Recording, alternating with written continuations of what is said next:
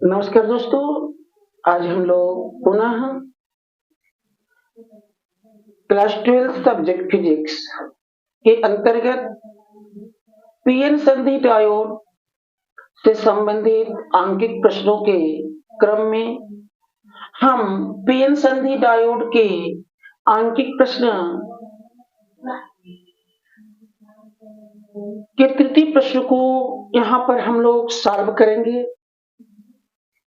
मुझे उम्मीद है कि यह प्रश्न जो बोर्ड एग्जाम में है बहुत बार आया हुआ है और इस बार भी शायद यह बोर्ड एग्जाम में आ सके।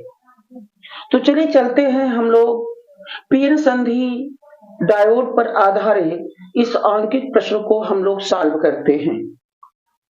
हमारे पास जो पीएन संधि डायोड पर आधारित यह प्रश्न है, जैसा कि चित्र में आप देख रहे हो, प्रश्न में कह रहा है कि यदि प्रत्येक डायोड का अग्र अभिनत अवस्था में प्रतिरोध 25 ओम है तथा उत्क्रम अभिनत में प्रतिरोध अनंत है, तब धारा I1, I2, I3 व I4 के मान को ज्ञात कीजिए। जैसा कि आप लोग इस चित्र में देख रहे हैं, यहाँ आपके पास 3 डायोड हैं। इसको आप डायोड D1 मान सकते हैं, इसे डायोड D2 मान सकते हैं और इसे डायोड D3 मान सकते हैं। हमें यहाँ पर 4 धाराओं I1, I2, I3 और I4 को ज्ञात करना है।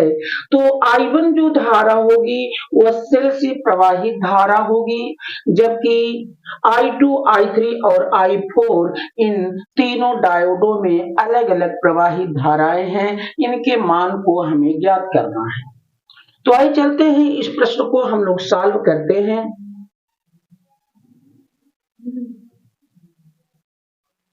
आइए ध्यान दीजिए।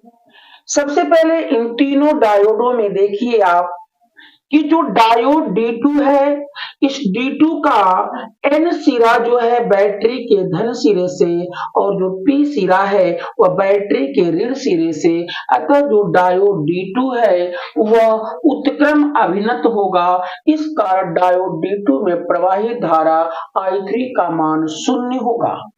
तो आप लिख सकते हैं चित्र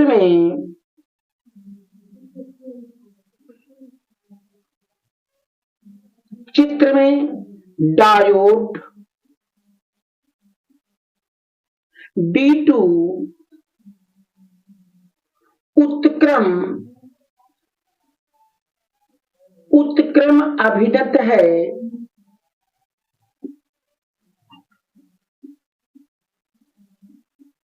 अतः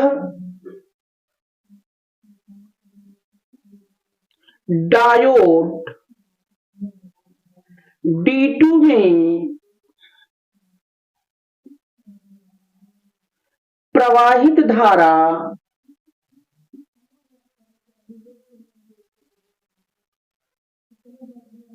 I3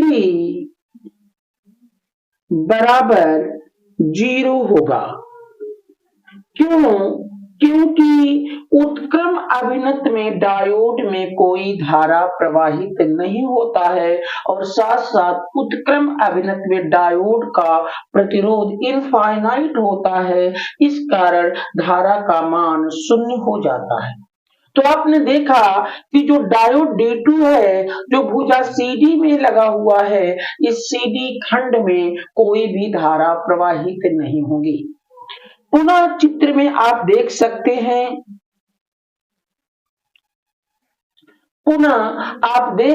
हैं, कि जो आप यहां पर इसे निकाल सकते हैं कि AB खंड में प्रतिरोध, पुनः AB खंड का प्रतिरोध AB खंड के प्रतिरोध को आप R1 मान सकते हैं।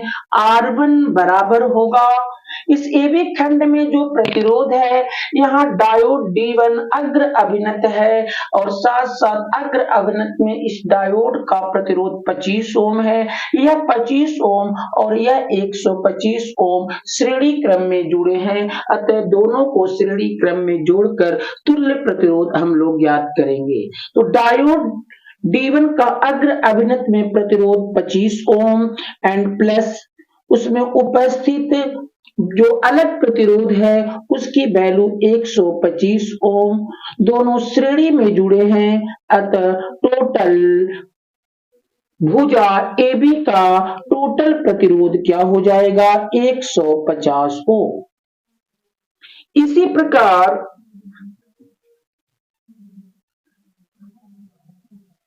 इसी प्रकार हम भुजा EF का तुल्य प्रतिरोध निकाल सकते हैं। इसी प्रकार EF खंड का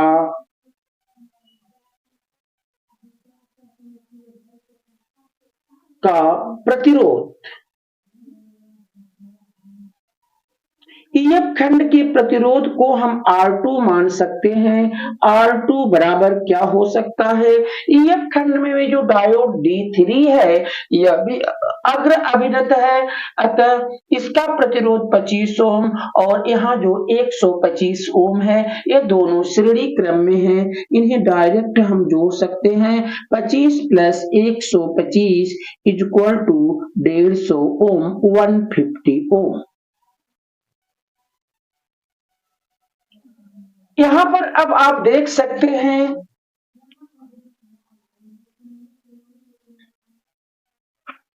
कि जो भुजा AB है और जो भुजा EF है दोनों समांतर क्रम में है, तो हम AB और EF का तुल्य प्रतिरोध निकालेंगे। यहां आप लिख सकते हैं भुजा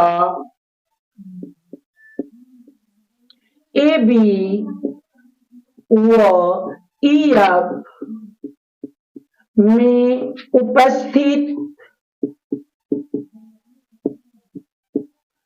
प्रतिरोध समांतर क्रम में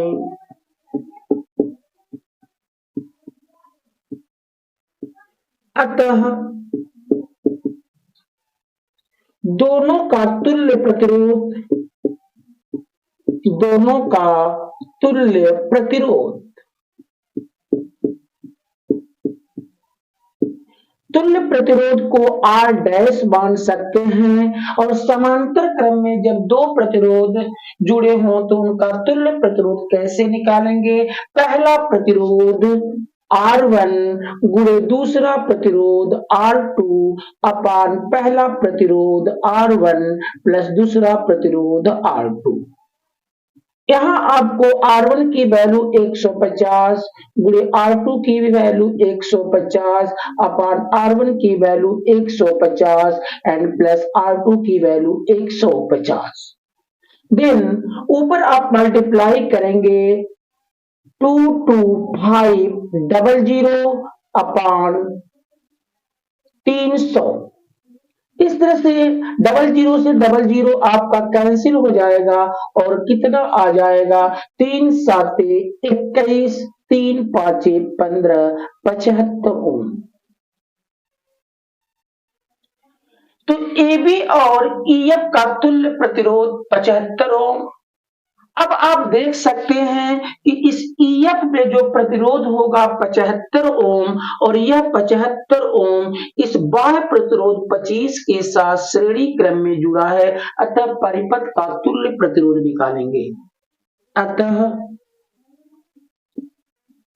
परिपथ का तुल्य प्रतिरोध, तुल्य प्रतिरोध R बराबर, तो यहाँ जो EF भुजा में 75 ओम आया है वो इस बाह्य प्रतिरोध 25 के साथ श्रेणी क्रम में जुड़ा है, तो इस 75 और इस 25 को श्रेणी क्रम में जोड़ देंगे तो पूरे परिपथ का तुल्य प्रतिरोध आ जाएगा 100 ओम। अतः सेल से प्रवाहित धारा निकालेंगे आप। अतः सेल से प्रवाहित धारा, और सेल से प्रवाहित धारा चित्र में क्या है, I1 इक्वल टू आपका हो जाएगा सेल का वोल्टेज बटा कुल प्रतिरोध, मीन्स क्या, कैपिटल R। वोल्टेज की वैल्यू है 5 वोल्ट एंड प्रतिरोध की वैल्यू है 100।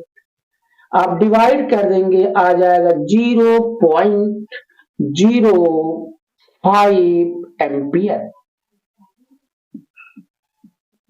इस तरह से आपने देखा जो डायोड D2 है उसमें प्रवाहित धारा I3 का मान 0, जबकि सेल से प्रवाहित धारा I1 की वैल्यू 0.05 एम्पियर आ जाएगी। इसी प्रकार हम लोग अब डायोड D1 और डायोड D3 में प्रवाहित धारा की भी गणना कर सकते हैं। इसी प्रकार आप देख रहे हैं कि सेल से प्रवाहित धारा I1 है।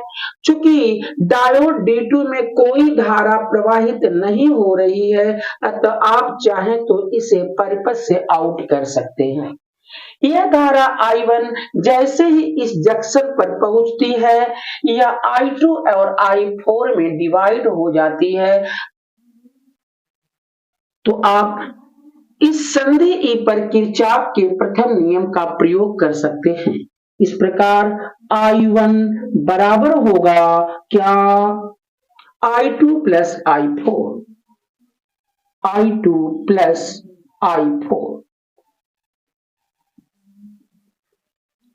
यहां आप लिख सकते हैं कि चूंकि EF व AB के तुल्य प्रतिरोध EF खंड और AB खंड में जो तुल्य प्रतिरोध हैं वह परस्पर 150 ओम बराबर हैं, अतः इसमें प्रवाहित धारा और इस खंड में प्रवाहित धारा समान होगी। अतः आप कह सकते हो कि I2 बराबर क्या होगा, I4 के। इस प्रकार आप कह सकते हैं कि I1 इक्वल टू होगा 2I2 और I2 इक्वल टू होगा I1 अपॉन 2।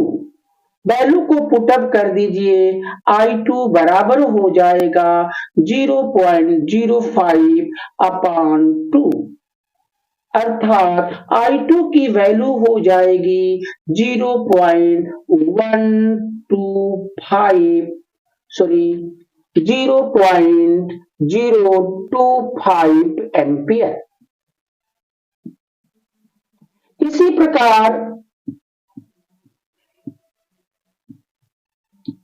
प्रकार I4 I2 के बराबर है, तो I4 की वैल्यू क्या हो जाएगी, I2 के बराबर, एंड I2 की वैल्यू क्या है, 0.025 एम्पियर। तो इस तरह से आपने देखा कि जो धाराएं I1, I2, I3, I4 के मान है वो आपके सामने बहुत ही इजीली आ गए। जो धारा I3 था उसकी वैल्यू 0 होगी, जो धारा I1 है उसकी वैल्यू 0.05 एम्पियर होगी, और जो धाराएं आपका I2 और I4 है, I2 की भी वैल्यू 0.025 एम्पियर एंड I4 की भी वैल्यू 0.025 एम्पियर होगी।